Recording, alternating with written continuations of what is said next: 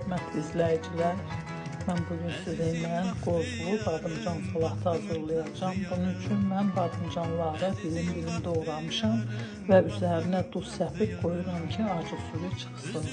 Badımcan salatında toyuğun döşətindən də istifadə olunur. Mən bir ədəd döşəti götürmüşəm, onu doğrayıb, duzlayıb, istiyotlayıb, bitki yağında qızardıram. Bu salata həmçinin qırmızı biber və yaşıl biber də vurulur. İndi mən onları uzun-uzun doğrayıram. İsə badımcanları da bitki yağında qızardıram.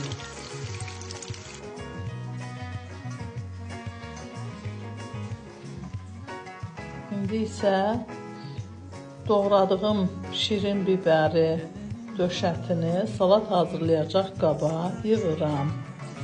Badımcan artıq qızarmışdır. İndi mən onu doğrayıb salatın üzərinə əlavə edirəm. Badımcanı əlavə etdim. İndi isə doğradığım 100 qram qoz ləpəsini də salatın üzərinə tökürəm. İndi isə salatın üzərinə mən doğradığım kişniş və cəfərini tökürəm və bir diş sarımsaq vururam.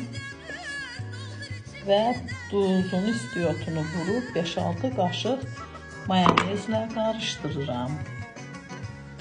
İndi mən salatı servis edirəm. Dadlı, ləzzətli bir salat alındı. Yiyəcək və hazırlayacaq hər kəsə nuş olsun. Videomu bəyənib kanalıma abunə olmağı unutmayın.